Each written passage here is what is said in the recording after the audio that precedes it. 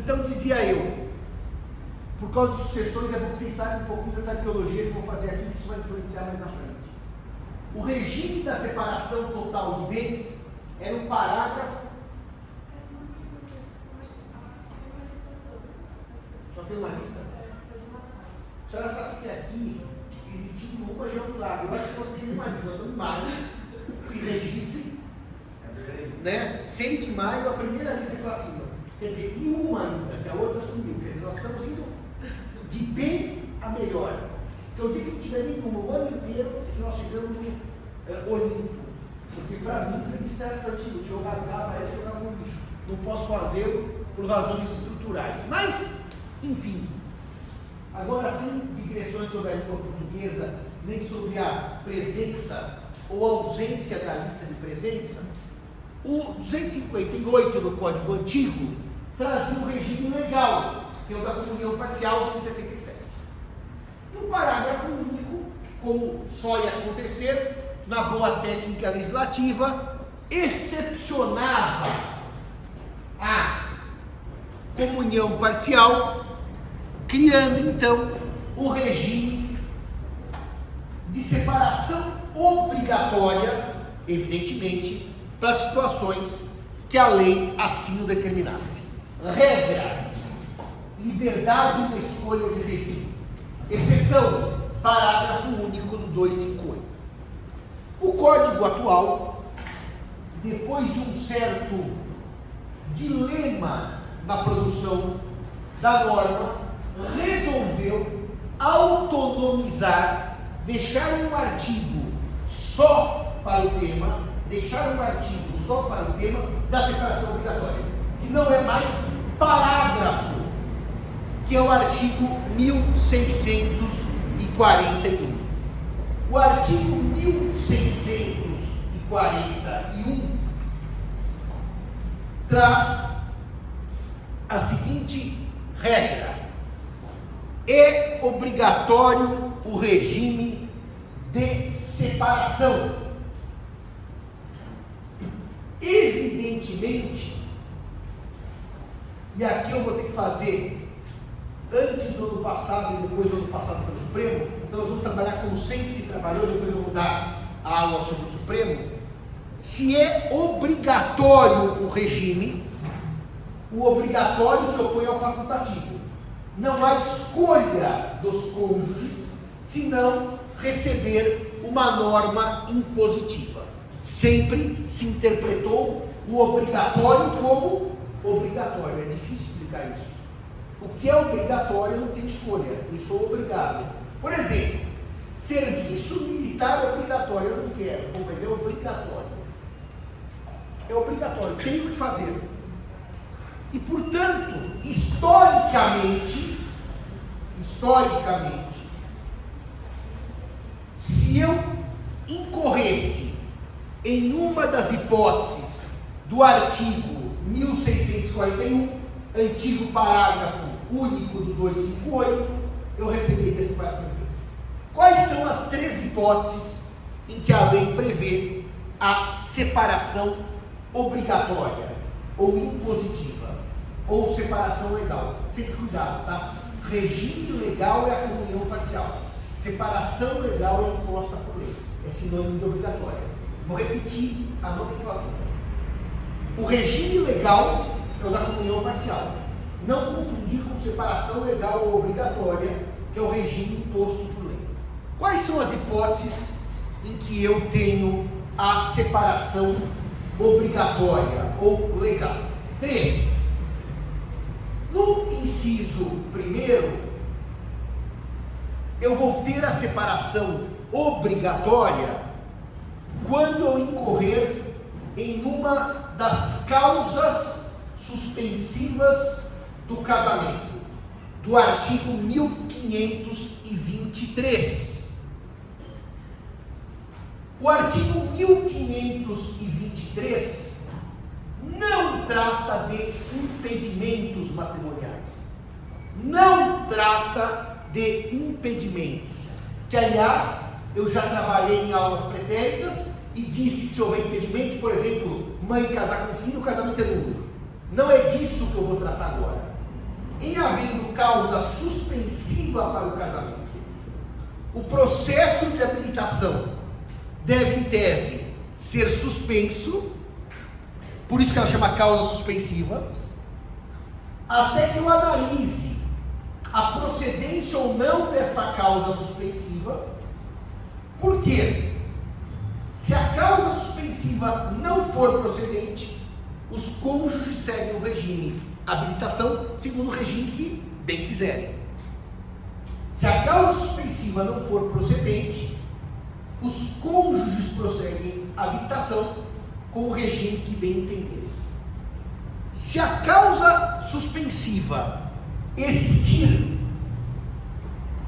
o regime é de separação obrigatória. Ou seja, em havendo causa suspensiva para o casamento, os cônjuges se casam. Por isso que não é impedimento patrimonial. Não gera nulidade. Só que não escolhe o regime. O regime é de separação obrigatória.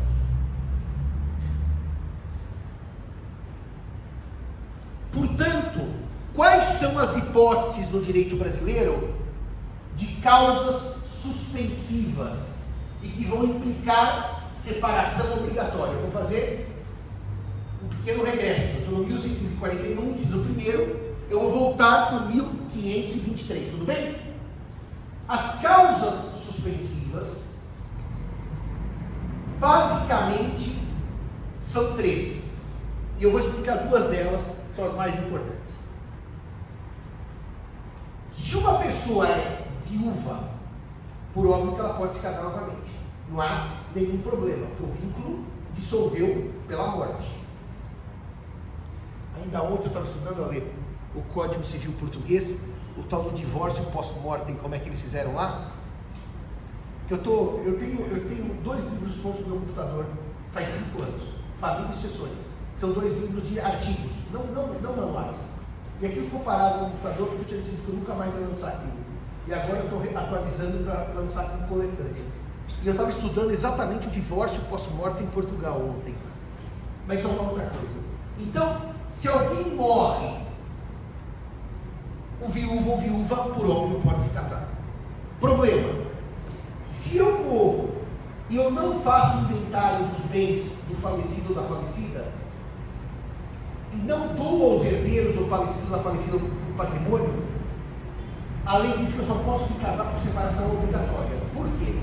Porque se eu tenho um cônjuge que faleceu, esse cônjuge tem filhos, e eu não faço inventário, não distribuo os bens aos herdeiros do falecido ou da falecida, qual é que é o risco que eu corro?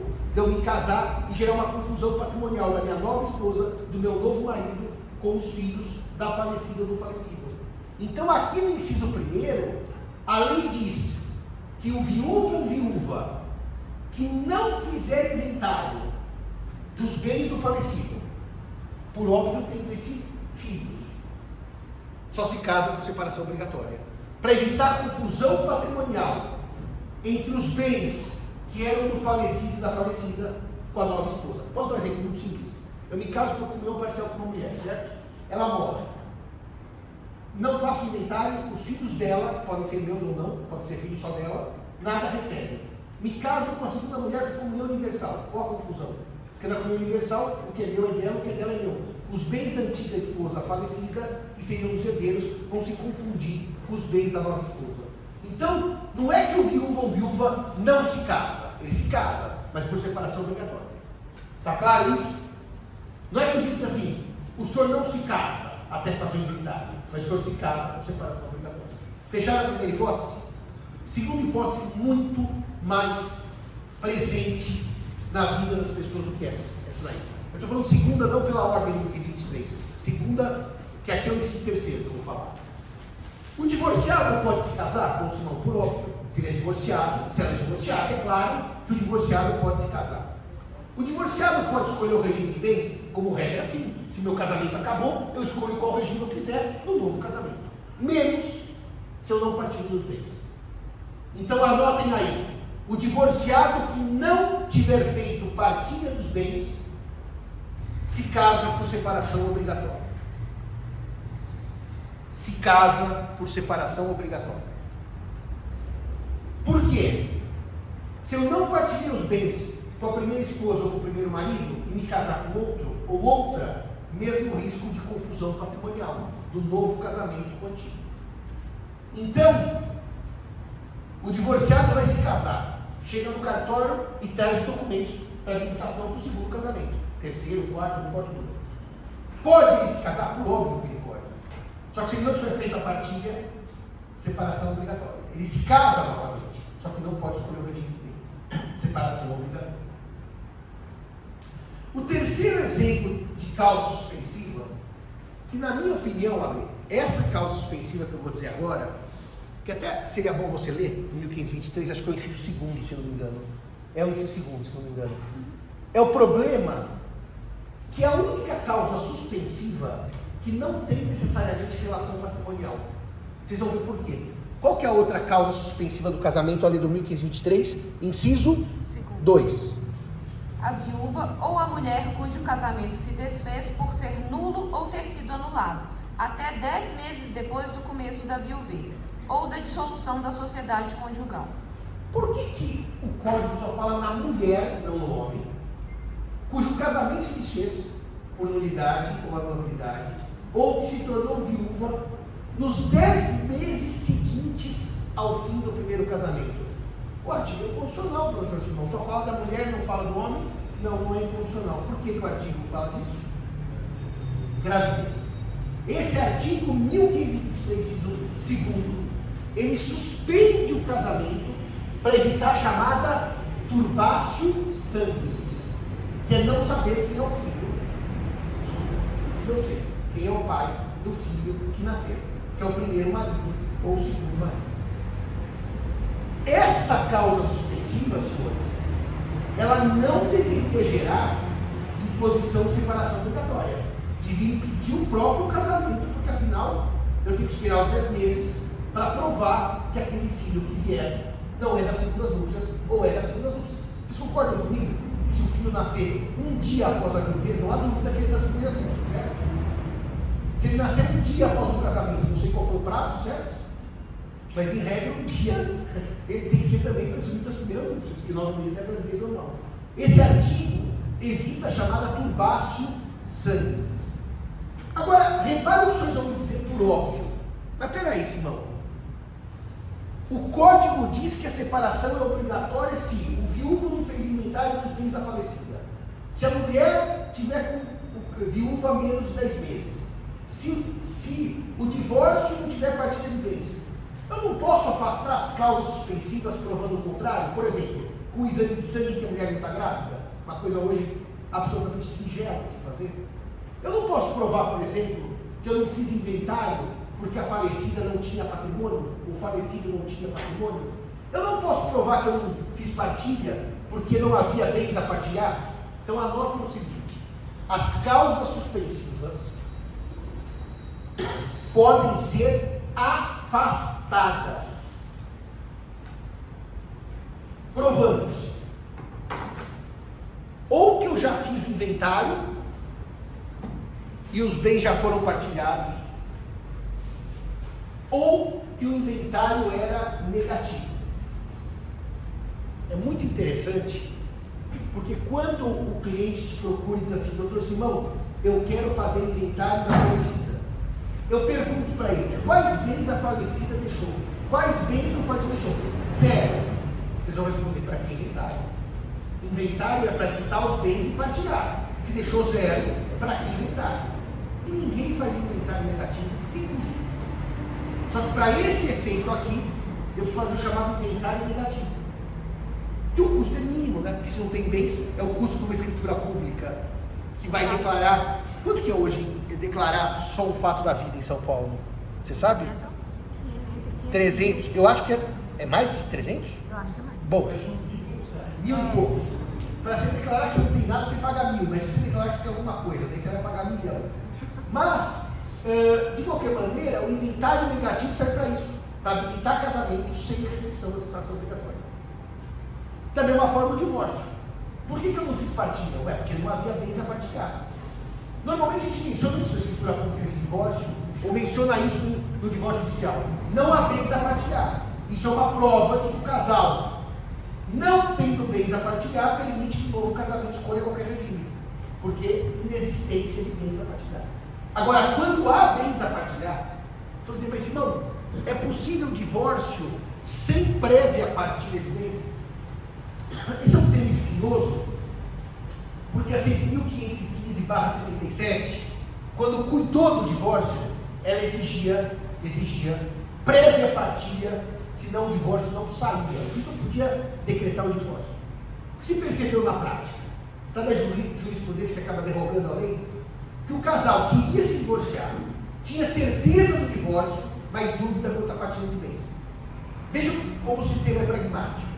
Se eles estão brigando pelo patrimônio, mas estão de acordo com o divórcio, não é melhor deixar os dois se divorciarem e depois brigarem pelo patrimônio, do que brigarem pelo patrimônio e ainda casados? Quer dizer, é um drama maior familiar, divorciar, menor familiar, divorciar e brigar pelo patrimônio, do que não divorciar e brigar pelo patrimônio. É maior o drama familiar.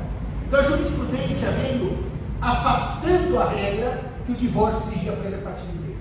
Tanto que o Código de 2002 tem regra expressa: o juiz decretará o divórcio sem prévia partilha de bens.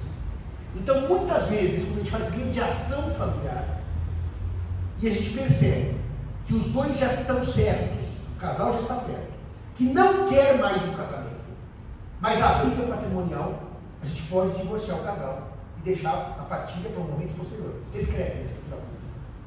A partilha ocorrerá em um momento posterior, porque não há acordo, mas o casal está divorciado. E acreditem, vou falar por experiência, não há nada melhor para depois resolver a partilha do casal divorciado. Enquanto o vínculo os une, ainda há muitas questões pessoais a serem resolvidas. Quando o vínculo dissolve, brigar por patrimônio sem vínculo é mais ou menos briga de sócio, sabe? É diferente de brigar sem o sócio. Então, o divórcio não pressupõe prévia partilha de bens. Eu posso me divorciar sem a partilha, mas daí a causa suspensiva se aplica. E para que eu não tenha causa suspensiva, eu tenho que fazer partilha.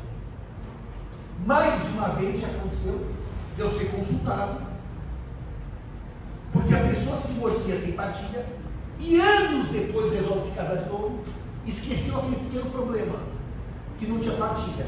Daí ela vai se casar de novo, o cartório, que é o Rio Civil, diz assim: separação obrigatória, 1.641, inciso 1º. Mas por que se eu sou divorciado? Porque você não fez partilha.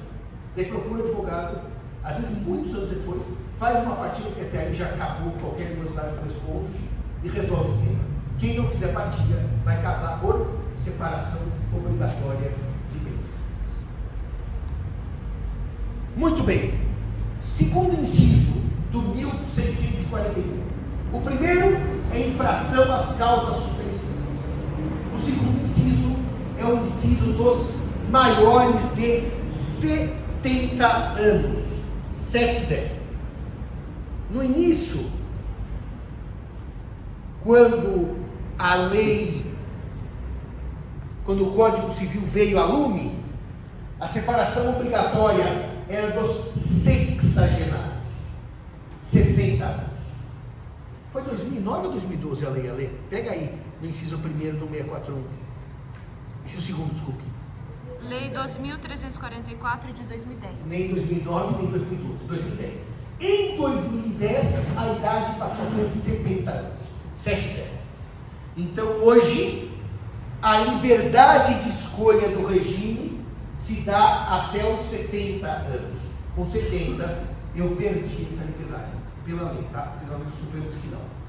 O Supremo conseguiu dar uma solução genial nesse caso. Por lei, aos 70 anos, eu perco a liberdade de escolha do regime. E por que eu perco a liberdade de escolha do regime aos 70 anos? Porque dizia o velho bom professor Silvio Rodrigues que a partir de 70, olha que no Código Antigo era 60 para homens e 50 para mulheres, no Código Antigo. Depois ficou 60 para todo mundo e hoje é 70 para todo mundo. Que a partir de certa idade, a pessoa tem a sua visão turvada pela paixão. Os olhos enxergam mal o futuro cônjuge. E essa pessoa, então, turvada pela paixão. Por exemplo, são sempre de novela da Globo. Um homem de 98 anos se apaixona por uma moça de 18. e diz: vamos casar por comunhão universal, porque tudo que é meu é seu. Eles dizem assim: mas papai, ela tem 18, você tem 98. Isso é tudo de novela, tá? E daí ele diz assim: e daí? O amor supera qualquer obstáculo. E o patrimônio dele de R$1 bilhão, no dia seguinte é 500 milhões dela e 500 dele, ele casou por comunhão universal. Aquela golpista, pode ou não pode haver amor na senectude, na velhice? Claro que pode. E aliás, as pessoas, eu vou citar Zeno Veloso, tá? Zeno Veloso, o grande Zeno, já dizia Zeno Veloso, até para eu dar um exemplo aqui na classe: o apaixonado deveria ser interditado, todo apaixonado, independentemente da idade. Mas o código acha que o apaixonado com mais de 70, esse sofreu um processo de engoiabamento, ou seja, ele perdeu as faculdades. Ele vai ser vítima daquela mulher golpista, interesseira. A Maria de Fátima, você não viu a novela? Não está vendo a Maria de Fátima? Ah, devia ver. Essa novela é excelente. Mesmo com a Deborah Bloch titubeante como Odete Roitman. Agora veja um detalhe. Vocês dão risada disso, né? Eu também acho que hoje um homem de 70 anos e uma mulher de 70 anos podem muito bem se casar com livre escolha do regime. Por quê? São duas pessoas que são 70 anos, aliás, 70 anos hoje não é 70 anos de 1890, né? 70 anos hoje é uma pessoa completamente diferente do que era no século XIX. Mas o código diz não. A escolha do regime é vetada por mais 70 anos.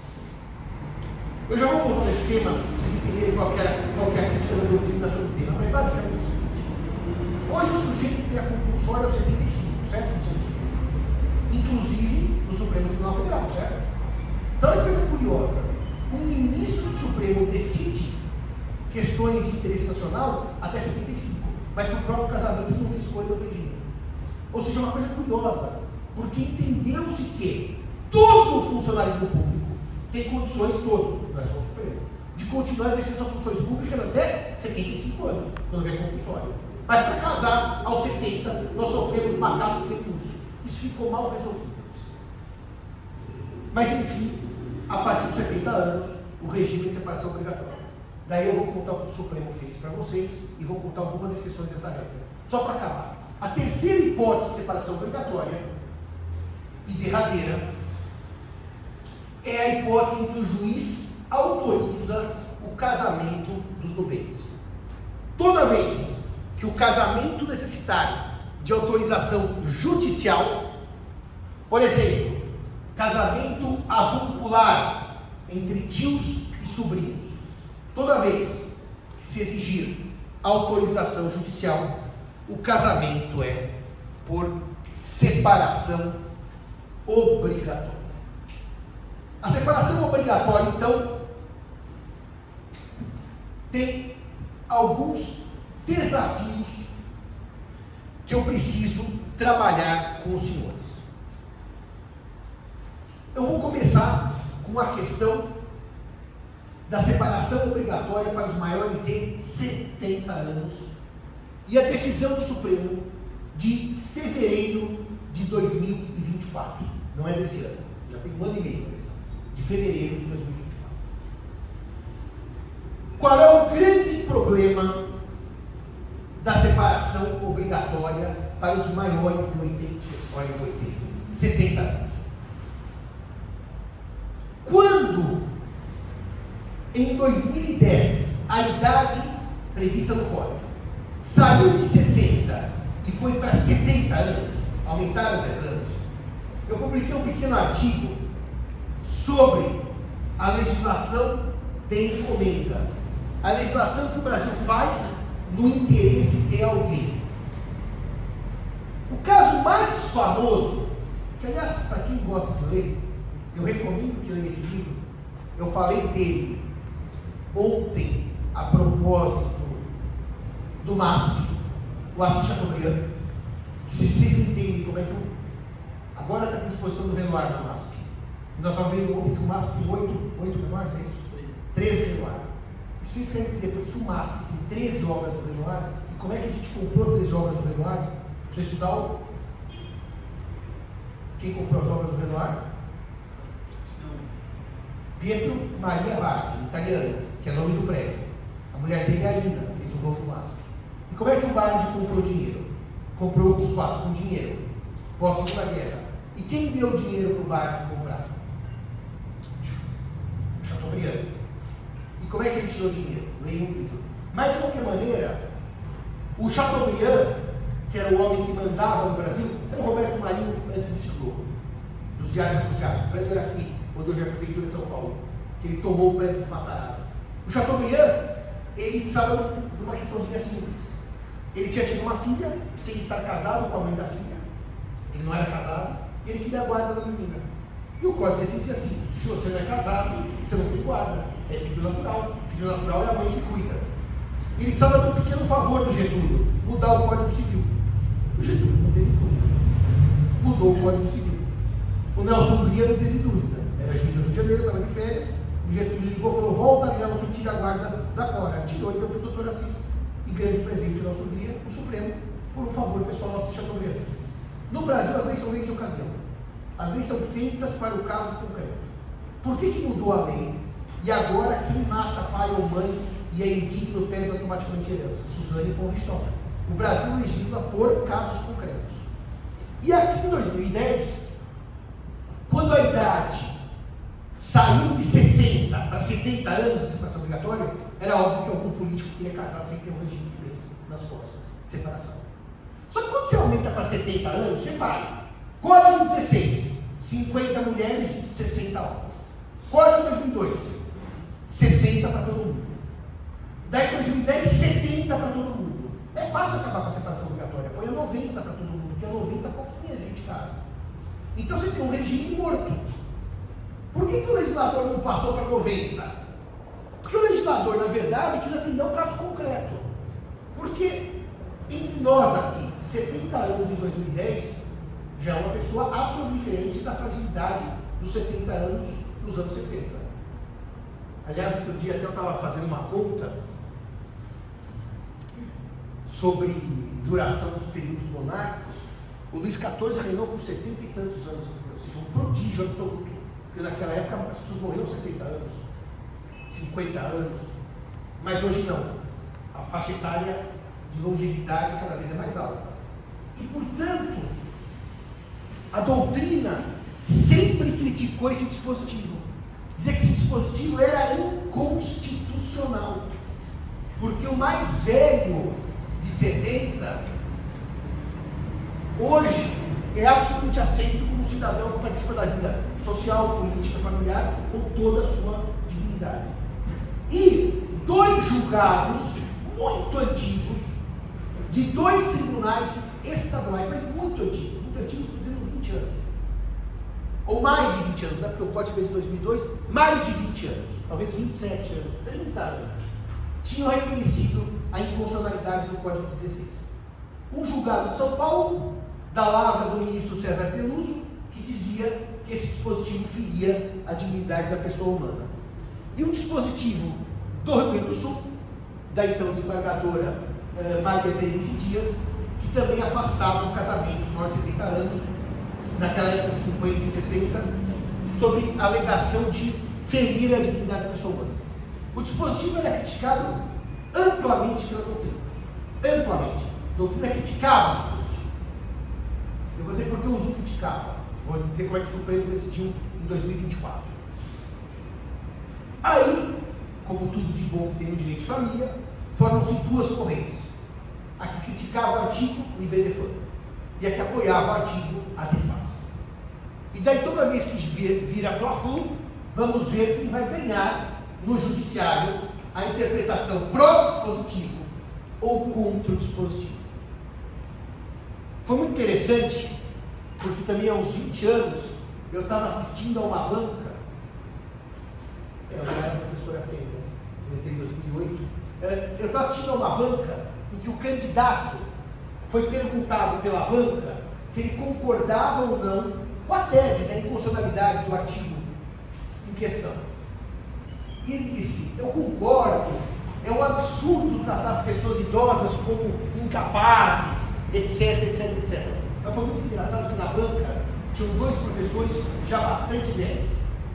E os dois responderam para ele. Isso é que você não chegou na nossa idade ainda.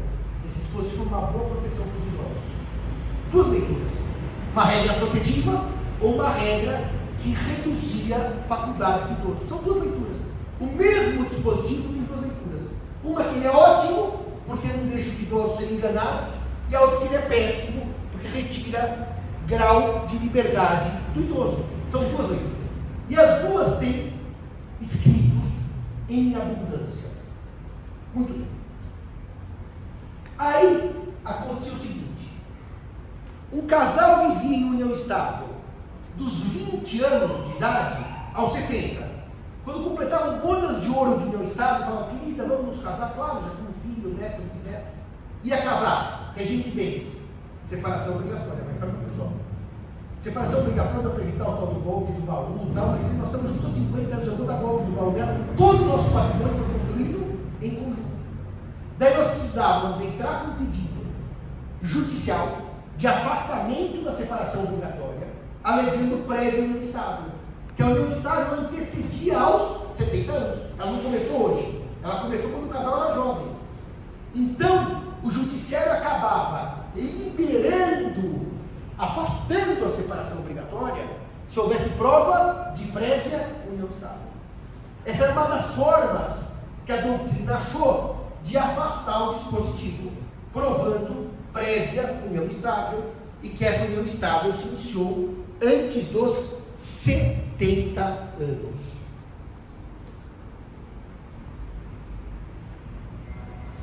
A segunda tentativa que alguns faziam era alegar a inconstitucionalidade do dispositivo, com base nesses dois julgados do Peluso e da Berenice.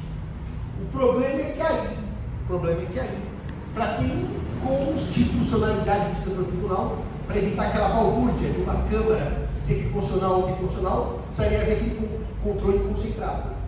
E nunca nenhum tribunal, como o Tribunal de Justiça, analisou, é constitucional ou não. Ou seja, esse tema não foi para um debate mais profundo da inconstitucionalidade do dispositivo.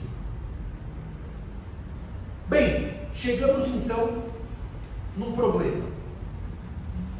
Os maiores 70 anos que constituem união estável, estou dando uma pequena variação, que agora foi dos casados, recebem também a separação obrigatória, ou a separação obrigatória só de casamento? Então vou dar um exemplo. Um senhor de 75 anos, uma senhora de 75 anos, ele viúvo, ela divorciada, resolvem viver uma vida em comum. Esse casal, que se iniciou como casal depois dos 70, vai receber ou não as regras da separação obrigatória? Eu dizia, Tartucci dizia, não, porque a regra é de limitação de direitos. E as regras limitativas têm interpretação restritiva. Qual que é a regra geral? Eu escolho o regime economicado. Qual que é a regra especial que excepciona a geral? Maior de 70 não escolhe o regime. Se isso está previsto para o casamento e não para a união estável, a regra não se aplica ao união estável. E os unidos estavelmente não recebem a separação obrigatória. Se o código, dizíamos eu, quisesse trazer para os unidos estavelmente a mesma restrição, tinha que ter feito um parágrafo no artigo 1725 que trata do regime de bens não estável. Parágrafo único. As regras de separação obrigatória do casamento se aplicam ao não estável. E não fez. Essa nossa tese foi derrotada fragorosamente. Ou seja, foi completamente destruída pelo STJ. Que, desde as primeiras luzes, nos tempos imemoriais, aplica separação obrigatória aos unidos estavelmente, cuja união se iniciou depois dos 70. Depois dos 70. E, portanto, o raciocínio do STJ é: eu não posso tornar a união estável melhor ou mais atrativa que o casamento. E aplica a separação obrigatória às uniões estáveis dos maiores de 70 anos. Tem uma pilha de decisões do STJ que a regra da separação obrigatória se aplica ao casamento, se aplica à união estável dos maiores de 70 anos. Pegaram uma norma restritiva e ampliaram o seu alcance. Onde diz casamento, o STJ diz casamento ou união estável dos septuagenários. Muito bem.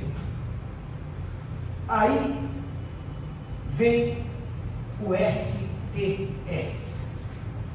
Esse tema foi o tema que abriu o ano judiciário em 2024. Quem tinha acabado de assumir a presidência do Supremo, que ainda é o presidente hoje, ministro Barroso, Luiz Roberto Barroso. O Barroso foi, conversou com cada um dos 11, 10 e ele, e tomaram uma decisão. Nós não vamos divergir nesse ponto. Nós vamos decidir unissonamente uma questão de direito civil, para mostrar que o STF está alinhado com questões maiores. Era um recado para a sociedade. Se isso aqui nós estamos alinhados, a presidência Barroso vai mostrar uma linha de pensamento do STF. Então, todos os ministros, sem exceção, tinham que decidir o seguinte. Eu vou contar qual foi a decisão unânime, com variações nos votos, mas eu assisti ao julgamento todo. Esse julgamento tem um viés de direito civil importante para mostrar como o STF, quando ele é chamado, ele resolve as coisas, nem sempre de maneira técnica, mas ele resolve. O que queria o IBTFAM? Que o STF dissesse: o dispositivo é inconstitucional, pois fere a dignidade da pessoa. Tudo bem? Sumir com o dispositivo. Riscar. Declarado inconstitucional pelo Supremo. O que queria a ADEFAS? Que o Supremo dissesse: não há nenhum problema em estabelecer regimes especiais quando se atinge certa idade. O que, aliás, meus amigos e minhas amigas, é da tradição romano-germânica. Portugal também tem regra que a pessoa perde a escolha do regime ao atingir certa idade. Não é uma novidade brasileira. Isso é comum nos sistemas romano-germânicos. No sistema romano-germânico. Então, a ADEFAS queria que se dissesse: o dispositivo é constitucional. Então, são campos extremados, né? Um queria que dissesse é inconstitucional, o outro é constitucional. Não dá para dizer as duas coisas ao mesmo tempo. Vocês acham que não dá, mas o Supremo disse que dá. É interessante isso. Porque eu não via qual solução o Supremo daria para dois lados antagônicos. E ele achou. Qual foi a solução do Supremo?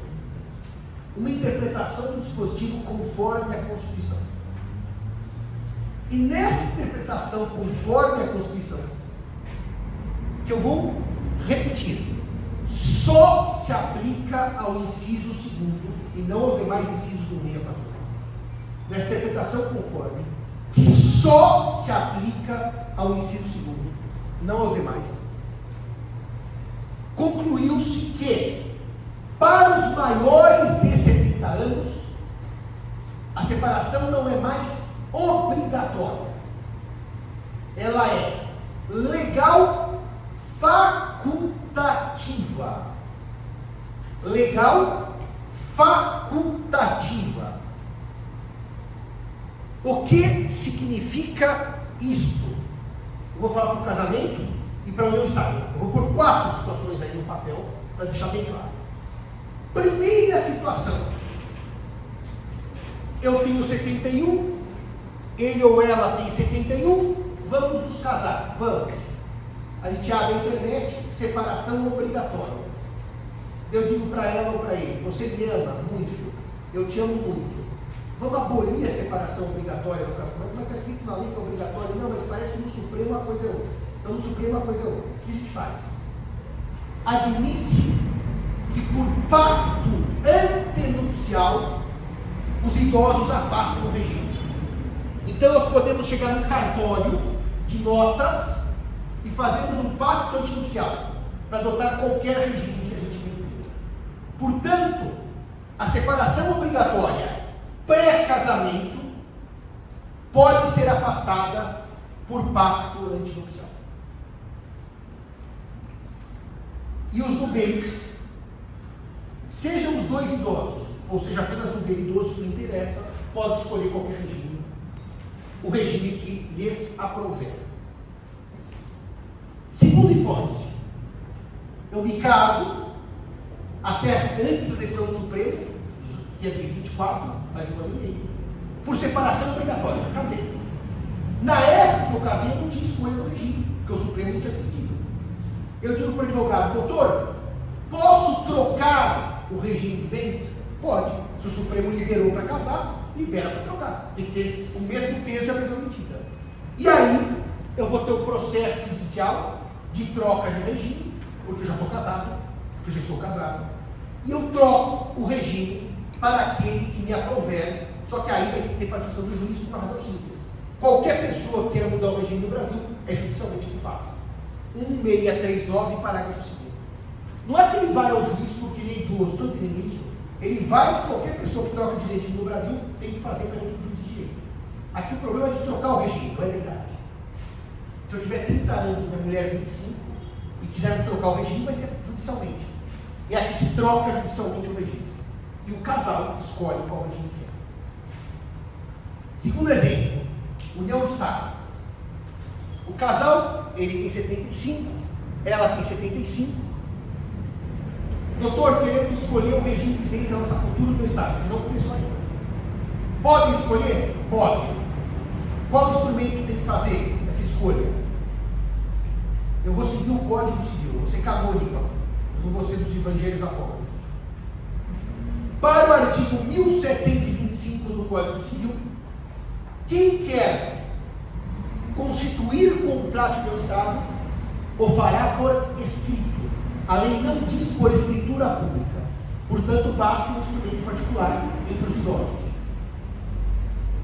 E esses idosos que vão começar a sua união estável podem escolher o regime de bens.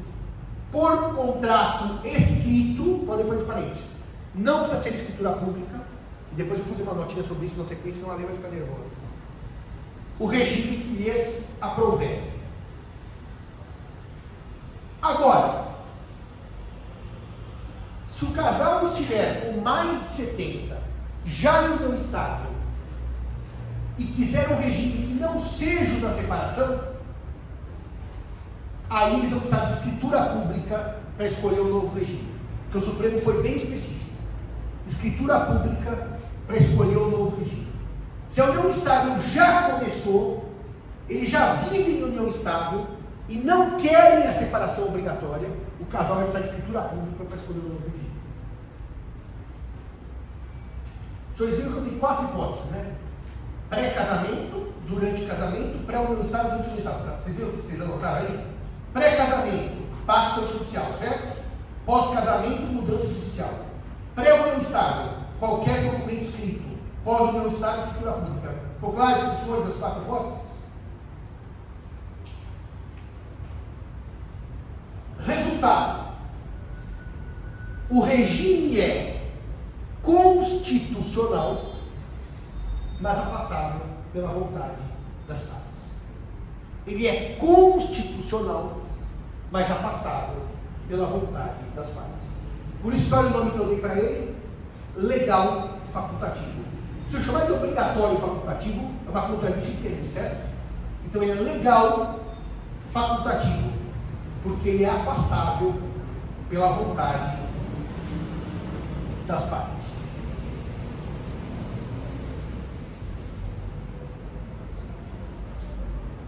Duas notas sobre essa questão dos maiores de 70 anos. Duas só. Simão, o 1725 trata do regime de bens da união estável.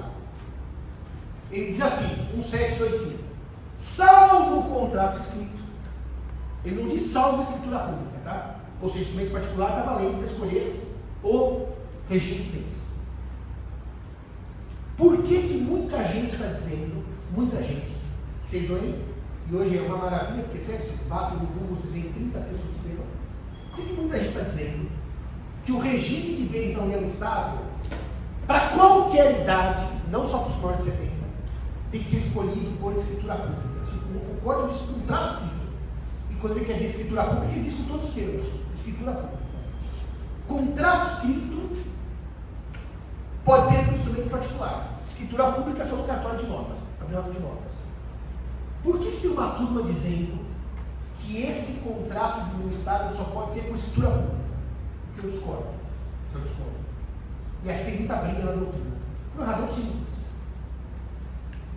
Onde a lei quis dar maior formalidade, escreveu escritura pública. Onde a lei quis dar segurança sem maior formalidade, ela pôs instrumento escrito. Então, isso é simples. Parte da doutrina entende que o casamento e a união estável estão equiparados para todos os efeitos. Para todos os efeitos. E se é para todos os efeitos, o pacto antinupcial precisa de escritura pública. Isso é regra expressa do Código Civil. Logo, também precisa de escritura pública o contrato de união estável. Para que isso gerasse uma equiparação total entre casamento e união estável. Se o pacto antinupcial só é por escritura pública, a união estável só se formalizaria por escritura pública. Essa, a parte patrimonial, não se formalizaria. A parte patrimonial só se ajustaria por escritura pública. A parte patrimonial só se ajustaria por escritura pública. E, portanto, meus amigos, quem equipara casamento ou união estável de maneira indelével, idêntica, diz que aqui é necessária escritura pública para o contrato de união estável. O senhor sabe o que acontece na prática quando você está divulgando? Se a doutrina tem dúvidas que você recomenda o cliente, recomenda o mais seguro, que é a escritura pública, estabelecendo o regime de bens na união estável. Antes dessa confusão, eu sempre redigi no escritório instrumentos particulares com regime de bens na união estável, como permite a lei. Com a confusão como está hoje, é uma cautela que se faça a escritura pública por regime de bens na união estável. Cautela. Porque a lei não exige, só exige escritura pública para o casamento. Fechado isso, que é o chamado pacto antenupcial. Muito bem. O Supremo então resolveu que a separação não é obrigatória, ela é legal, facultativa. Está claro isso para vocês? Em qual inciso? Só no inciso segundo. Nos demais ela continua obrigatória, e não tem nada nessa conversa que nós tivemos até. Fechado isso, senhores e senhoras? Alguém está com dúvida nesse tema?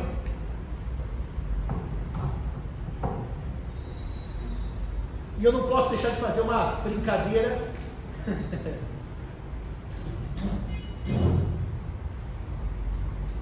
que virou voz corrente dos institutos. Quem ganhou? O IBDFAN que queria a constitucionalidade, a inconstitucionalidade, ou a Nefas que queria a constitucionalidade? Os dois acham que ganharam. Os dois ganhamos. Eu acho que os dois perderam. O Supremo saiu por 10 votos e o do Barroso com a mesma orientação.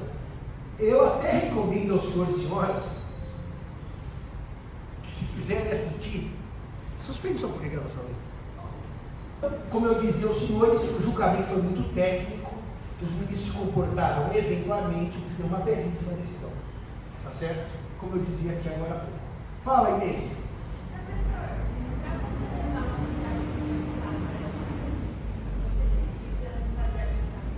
Não, é assim.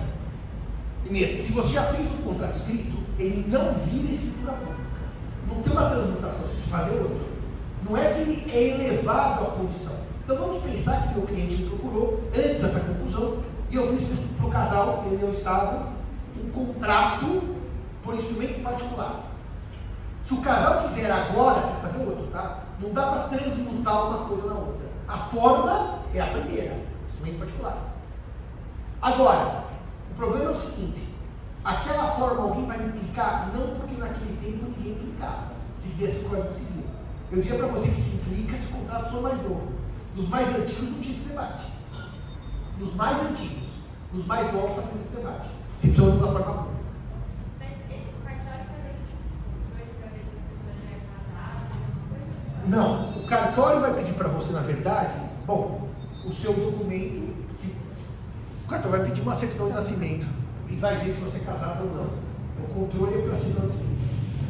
Atualizado. Os documentos públicos no Brasil têm validade por 30 dias. As vias, os traslados, né? Então vai pedir menos de 30 dias para você. Mas você que é solteiro e vai casar em breve, qual vai ser o regime para isso? Separação total? É. Já conversou com o noivo? Sim. Mas é por causa da questão de não contrair dívidas, caso É para não contrair dívidas caso alguém tenha dívida. Isso é uma boa. Porque a senhora se casa achando que o sujeito é bom empresário, ele vai à falência e põe a senhora junto. Tá certo. Muito bem. A separação obrigatória gera um segundo desafio, que diz respeito ao nome separação. Então, olha, o obrigatório nós já vimos que não é para os maiores de 70. Agora nós vamos ver se é separação. E o que eu vou dizer agora, se é ou não separação, vale para os 3 incisos, tá? A primeira debate era para o inciso segundo só. Agora vale para os 3 incisos. Primeiro, segundo e terceiro. O regime de separação obrigatória ou legal é um regime de separação ou de comunhão? Então vocês vejam, a gente dando aula no Brasil de família, mas isso é assim como alemão. A separação obrigatória, que chama obrigatória, não é obrigatória dos nós 70, é facultativo. O regime chama separação, agora eu vou dizer que não é separação. Então tem 2 nomes errados na mesma aula. Por que o regime não é de separação? Por que o único regime de separação de bens é o convencional? Por quê? Que o único regime de separação total é o de separação convencional. O Código Civil, dizia eu na aula passada, de 1916, tinha um dispositivo, que era o artigo 259, que dizia, disse eu na escola passada, eu estou só retomando o que eu já falei, no silêncio do pacto, do contrato, o regime aplica-se as regras da comunhão de bens. O que o artigo 259 queria dizer é o seguinte: se vocês chamarem o pacto de separação de bens, os aquestos se comunicam. Os aquestos se comunicam. Esse artigo 259 era o que Silvio Rodrigues chamava de armadilha, porque os cônjuges achavam que tinha um regime de separação total, mas não tinham. Era separação por comunhão dos aquestos. E para que o regime fosse de separação total, eu tinha que escrever: não se comunicam os bens presentes e futuros, incluindo os aquestos. Esse artigo gerou uma situação curiosa. Aliás, aquela coleção de 6 volumes de pareceres do Rodrigues, que é uma preciosidade, custa cada um R$3 no sebo, cada volume, ele deu 4 ou 5 pareceres para esse caso.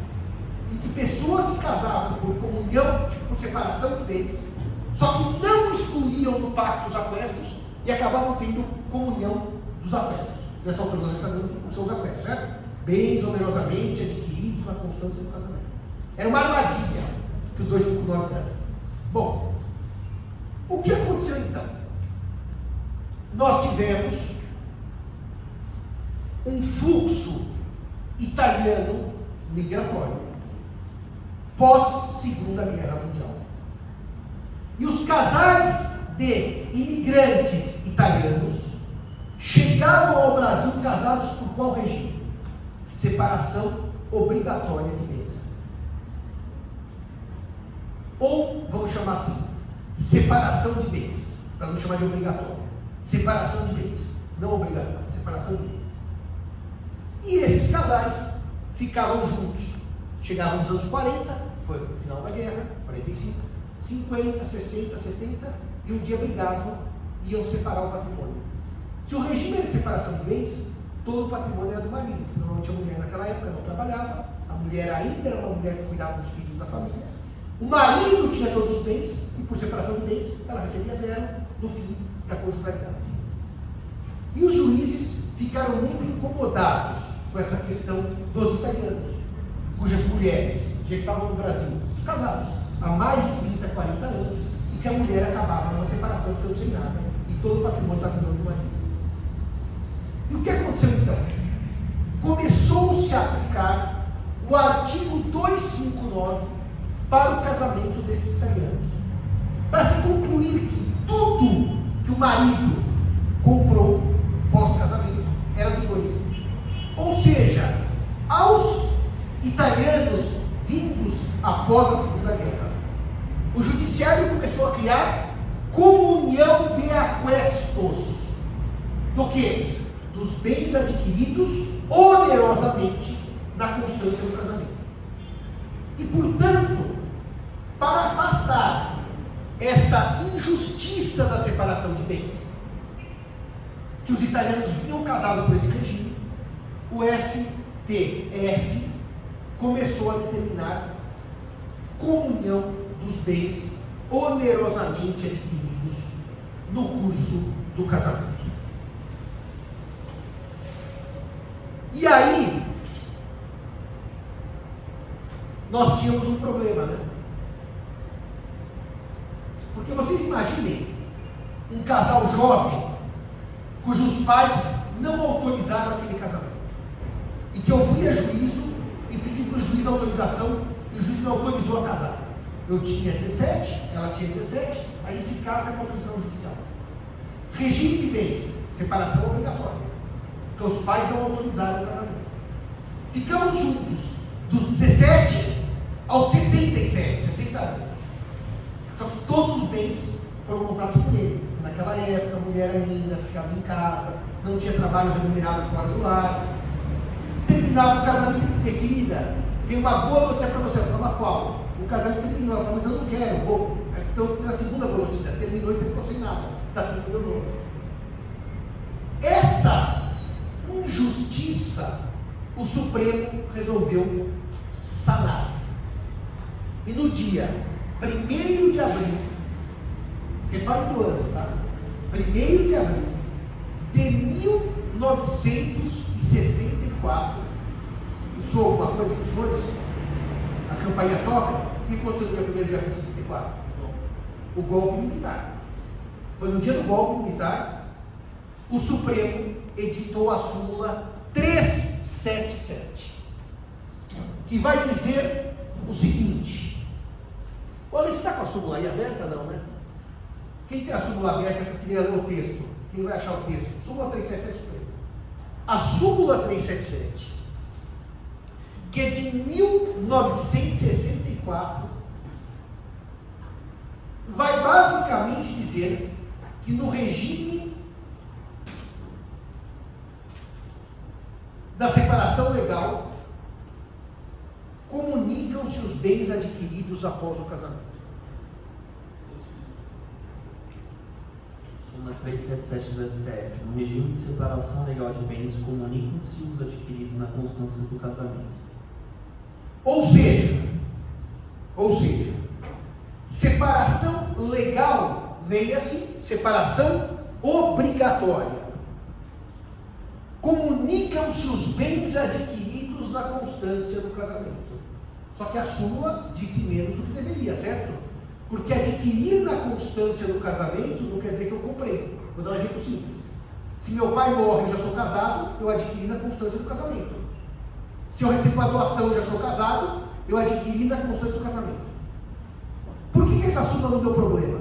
Porque como ela decorre de uma ideia de comunhão de aquestos no 259, e nesse ponto não houve dúvida, a doutrina arrumou esse defeito da súmula e disse: os bens adquiridos onerosamente na constância do casamento. Ou seja, a súmula 377 pegou uma regra que era própria da separação convencional, artigo 259, e ampliou para a separação obrigatória. E, portanto, os bens adquiridos após o casamento, a título oneroso, comprados se comunicam. Se comunicam.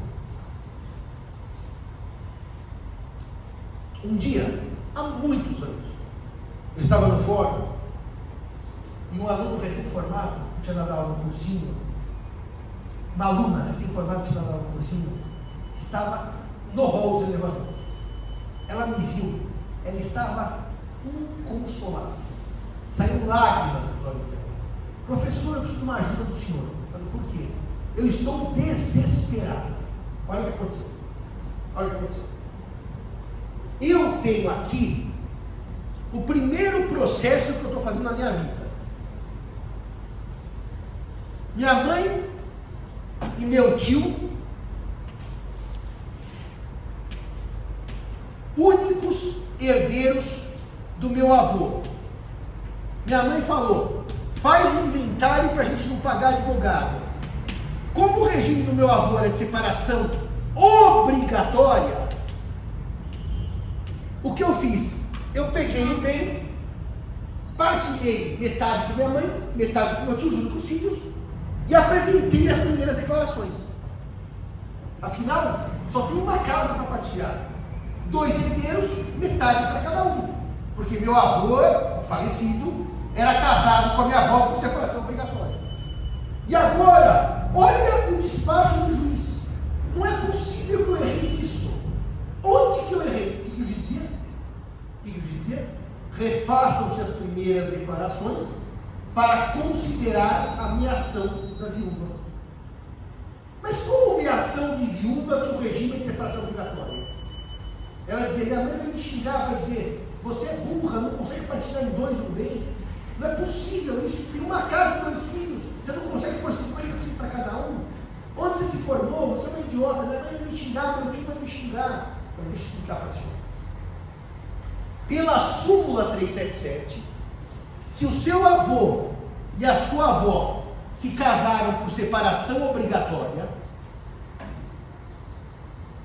a sua avó tem 50% do bem como meação pela súmula 377, porque essa casa foi comprada na constância do casamento.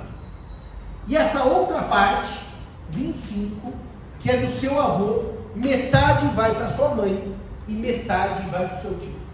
Não, mas professor, se o regime é de separação, isso gerou meação. Exato. Porque a súmula 377, por um passe de mágicas, transformou a separação obrigatória em comunhão de aquestos. Podem anotar isso. A súmula 377 transformou a separação obrigatória em comunhão de aquestos. Certo, doutora Alessandra? Só que alguns julgados foram mais longe. Mais longe. Início dos anos 2000, vamos voltar 20 anos. Início dos anos 2000. Julgados maciços do STJ. A separação obrigatória, por força da súmula 377, é igual à comunhão parcial. Os julgados foram além, não só em comunhão dos aquestos, como a súmula dizia, como aumentaram para dizer que a comunhão parcial e a separação obrigatória eram idênticas, por força dessa súmula. Gerou uma questão curiosa, né? Então, para quem impor separação obrigatória, se é igual a comunhão parcial, então mata o regime logo. Tire do código. Se é a mesma coisa, casar por um ou por outro, para que tem separação obrigatória? Ela virou um regime apenas fictício, apenas nominal. E o STJ foi. Pá, pá, pá. Bom, até que um dia, naquela virada jurisprudencial de sucessões, 2015, quando o STJ puxou o freio de mão dos tribunais estaduais, o que aconteceu? Um casal, virou a famosa coluna Mônica Beta, um casal, em união estável, ele com mais de 70 e ela com menos 70, conviveram e daí foram discutir os bens após o fim da conjugalidade. Então não está ele com mais de 70 ela com menos. O STJ saca um tema que até então não era objeto de debate. Não era. Sacou? Esse tema surgiu nesse lugar. Out of the blue, do nada. Que era o seguinte: que essa mulher não tinha direito aos aquestos, porque não havia prova do esforço comum. Ou seja, não havia prova de que ela, a companheira, tinha contribuído com a aquisição desses bens. E aí, veio uma questão.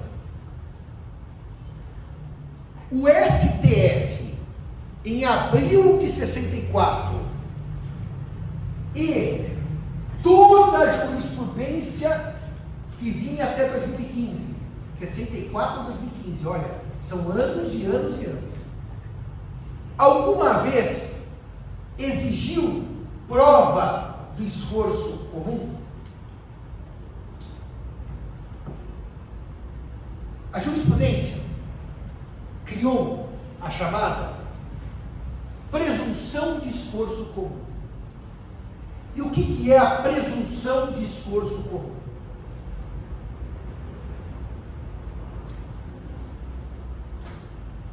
Voltem para os anos 60. Voltem. Façam rebobina a fita, como dizendo. 62, Estatuto da Mulher Casada, certo? Ela pôde ao mercado de trabalho sem autorização do marido. Ela se emancipou, certo? 64, o Supremo decide. Que mulher que era essa que recebeu a decisão do Supremo em 64? Era uma mulher que não trabalhava fora do lar. Era literalmente aquela que cuidava do marido e dos filhos. Ela não tinha uma profissão remunerada para trazer dinheiro em espécie para comprar bens. Não tinha. A mulher não tinha saído e conquistado o mercado de trabalho. Então, se o Supremo exigisse prova do esforço comum, ou seja, que a mulher tinha trazido dinheiro só se ela fosse ou herdeira ou tivesse alguma fonte de renda por ser, por exemplo, filha de dona de empresa, ela não tinha trabalho remunerado. O resultado é que o Supremo disse, a jurisprudência dos anos 60, 70, 80 e 90 dizia: a mulher que está em casa, trabalhando nos afazeres da casa, cuidando dos filhos, ela tem um esforço comum. É diferente do homem que traz dinheiro, mas é claro que sim, esforço comum é presumido. É muito interessante isso, porque na Inglaterra fizeram uma pesquisa de quanto vale esse trabalho doméstico das mulheres. Quantificaram isso em dinheiro. E esse é um trabalho valiosíssimo e custosíssimo. Não é assim, a mulher, eu estou falando dos anos 60, tá, senhores? Não é a mulher de hoje, que fica em casa, ela simplesmente gasta o dinheiro do marido, que ela fez nos anos 60. A mulher fica em casa e não faz nada, ela gasta o meu dinheiro. Ao contrário, ela tem uma mais-valia enorme no patrimônio familiar. A Inglaterra quantificou isso em libras esterlinas por ano de casamento, quanto ela traz para casa sem sair de casa para o trabalho remunerado. Então, a mulher que cuidou dos filhos, a mulher que ficou em casa cuidando da família, é meia dos aquestos, pelo chamado esforço comum presumido. Tudo bem? Não é? Oi? Era uma presunção absoluta. Não admitia para mim colocar. Ah, mas você ficou em casa dormindo, tinha 3 empregadas, 4 babás, você não cuidou dos filhos. Era presunção absoluta desse tipo de esforço comum. Agora, é claro que podia provar que a separação de fato tinha ocorrido, tinha acabado o regime.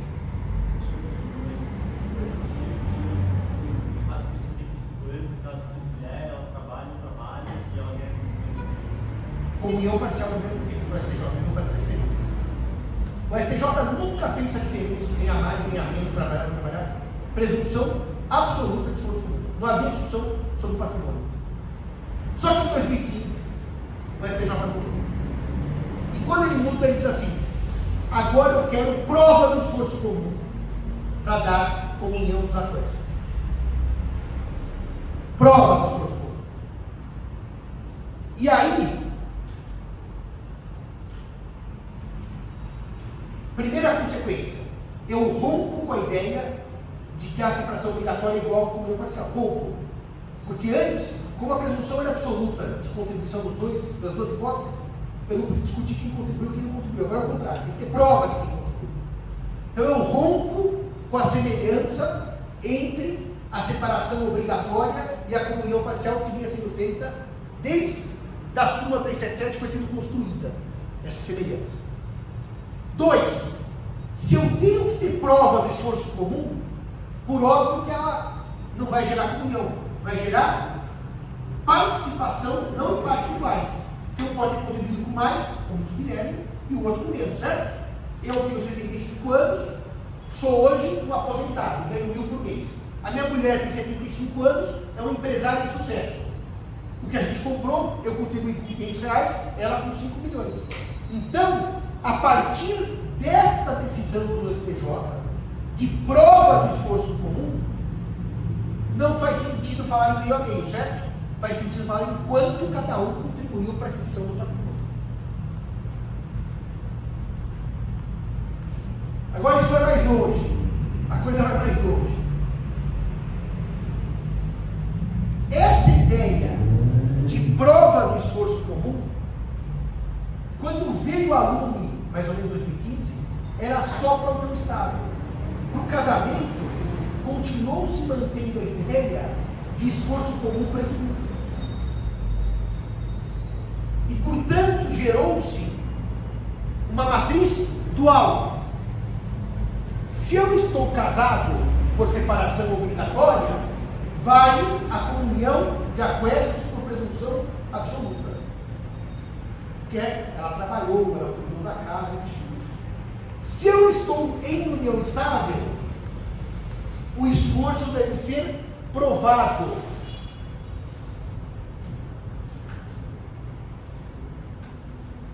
Sob pena de não haver sociedade ou condomínio quanto aos aquestos. Essa dualidade entre o casamento. Obrigado, viu? Essa dualidade entre o casamento e a união estável, eu não sei dizer aos senhores, está totalmente resolvido pelo STJ. Você sabe, Ale? Nos dois tem que ter esforço comum agora. E, portanto, a gente vai fazer uma pesquisa para vocês, mas a tendência é dizer que é necessária a prova do esforço comum. E daí nós vamos voltar, sabe qual debate? Do esforço comum daquele que trabalha no lar, que não sai, que agora pode ser agora não quer. Nós vamos voltar, nós vamos recomeçar a desenhar a história do zero. Com este fecho, com a existência da súmula 377, eu posso concluir então o seguinte: o regime não é necessariamente de separação total, porque pode haver bens comuns.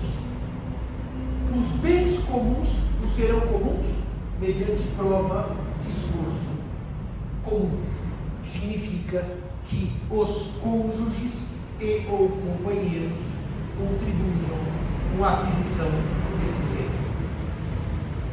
E com isso eu fecho duas coisas. Qual é o regime, então, de separação total de bens no Brasil? A convencional, de nação e impar. E uma segunda coisa que eu posso fechar com os senhores.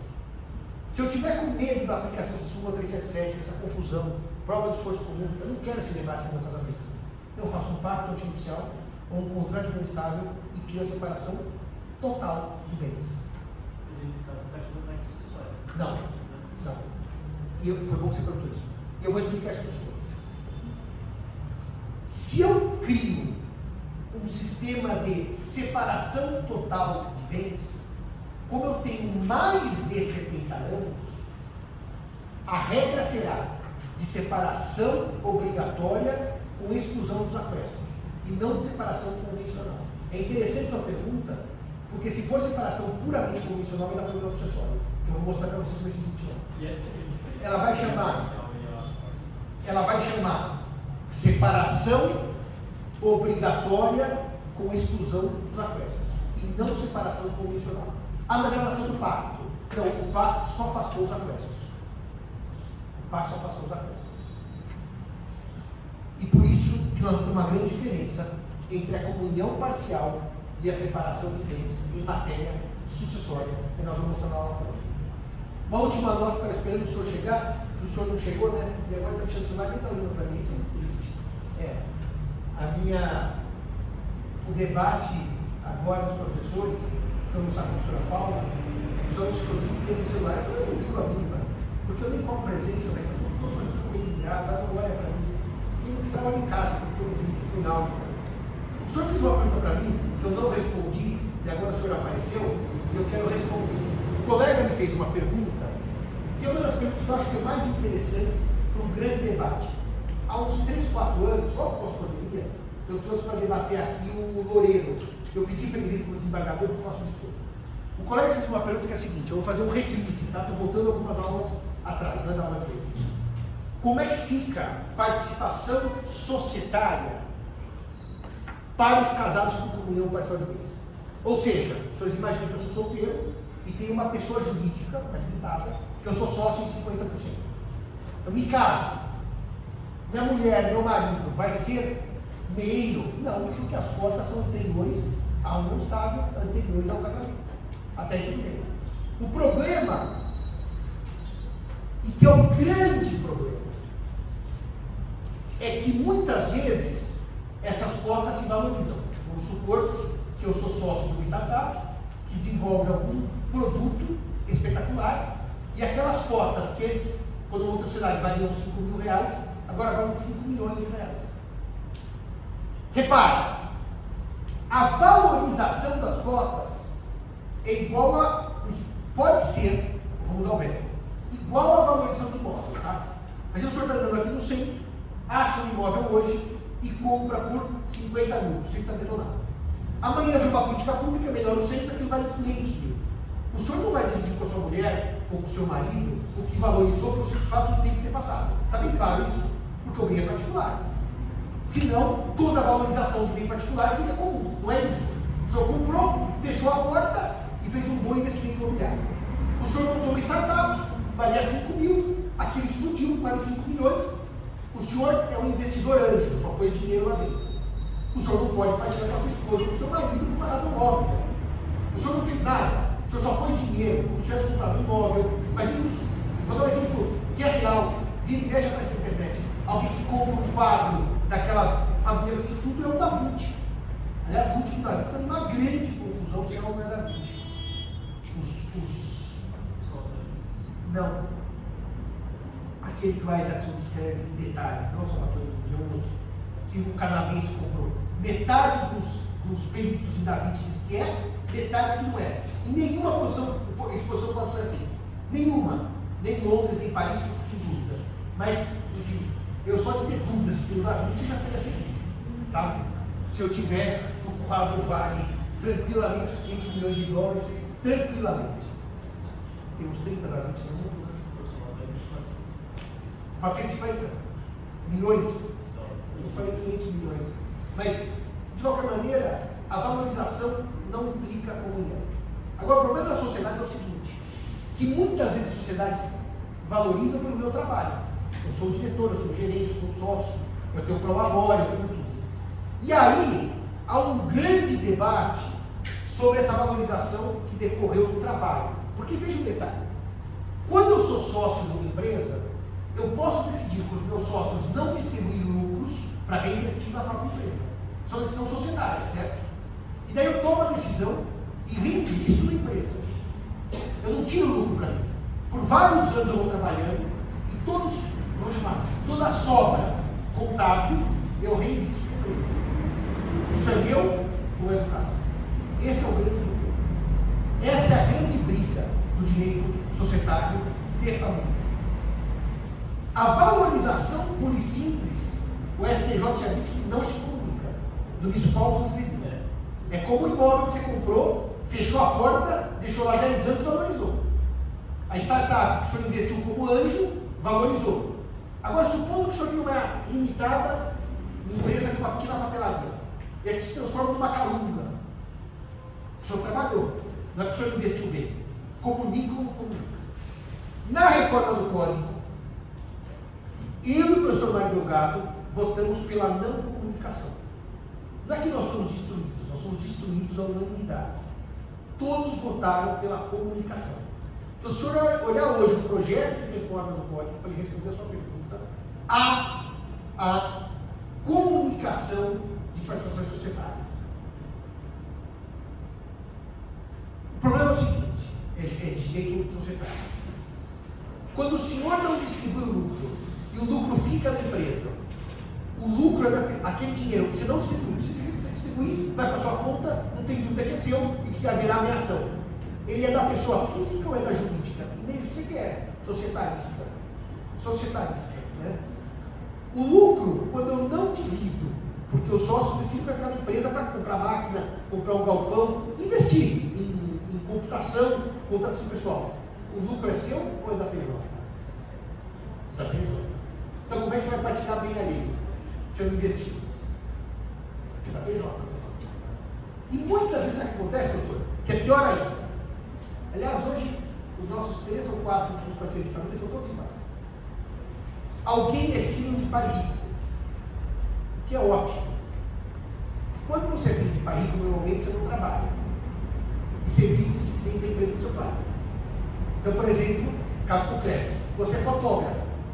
Quantas fotos tinha na vida? Milhares. Quantos milhões zero? O dia inteiro batendo fotografia.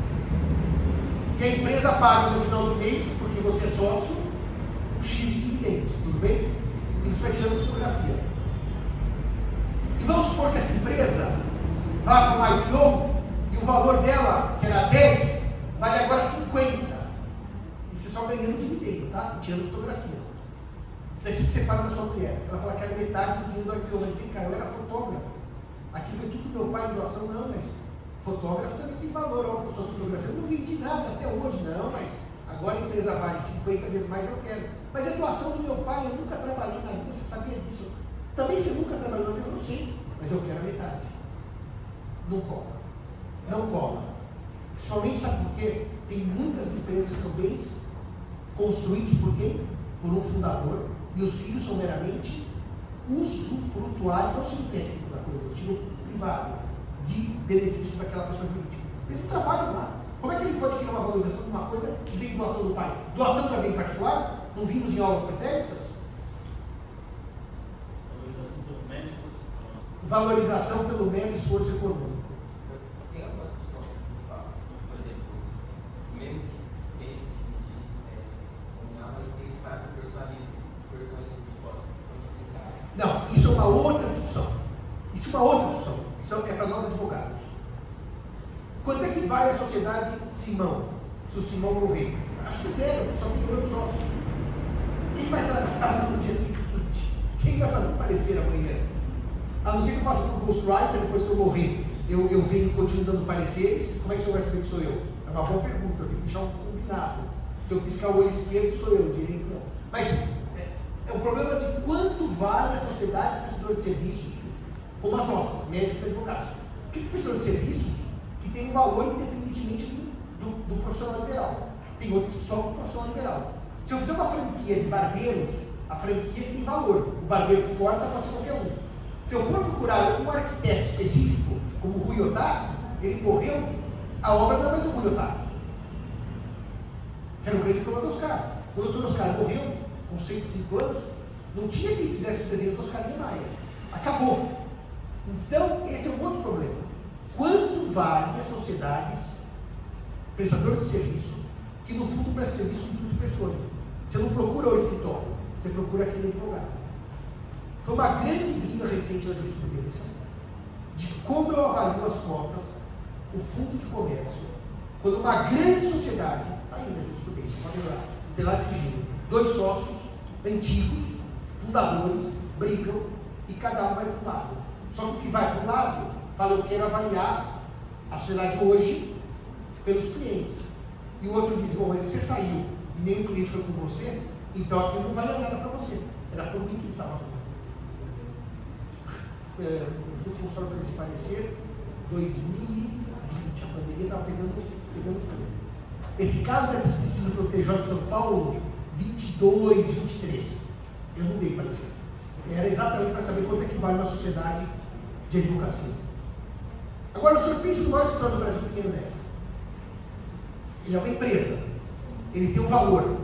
O Pinheiro Neto, o Dr. Pinheiro já faleceu há muitos anos, certo? E o brand, a marca, continuou. É diferente do Simão, só que eu estou sozinho esperando aparecer. É bem diferente. Então esse é um outro debate. Porque veja só uma coisa. Eu sou jovem e sou inexperiente.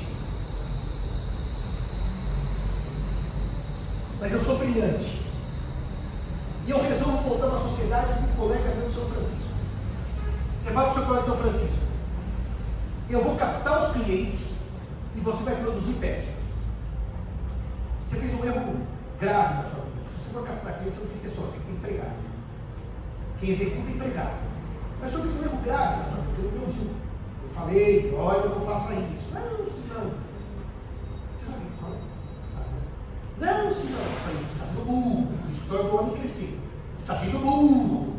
A hora que o escritório explodiu, esse sócio, que era um peticionador, e nessa altura já nem mais peticionava, porque já estava com 50 advogados do escritório, ele era um mero gestor. Ele chegava de manhã, jogava dardo, tomava café e ia embora. Voltava no outro dia, jogava mais um dardo e ia embora. Como é que eu divido esse patrimônio? Que agora ficamos dos dois. Ah, tá bom, ficamos dos dois. Ah, então eu quero a metade. Ah, você quer a metade? Então eu vou fazer o seguinte: eu vou sair da sociedade e ver quantos clientes ficam com você, quantos ficam comigo. Se você quiser a metade, você vai ficar com a metade para sobrar. Eu te dou a sociedade toda, 100%, eu te dou já, e vou embora. Ah, mas daí você foi embora, você foi embora atrás. Ou então não faz a sociedade, vai no meu trabalho. Nunca seja sócio executor. Toma nota disso. Nunca. Nunca seja peticionador. Hoje o peticionador já tem que vai fazer petições maravilhosas. E nunca seja sócio se o senhor capta cliente. Quem tem que ser, o senhor tem que empregar. Mas o senhor está pensando isso mais novo, né? Não. Não. Esse é o segundo erro. Esse é o burro. Esse é o segundo erro. O erro outro. Então daquele mais antigo já resolveu a sociedade. Nunca seja sócio se o senhor capta cliente. E se o senhor não captar cliente, não seja advogado. Notou isso? Não seja advogado, seja juiz. Vamos almoçar com os juízes agora? Para de gravar dentro.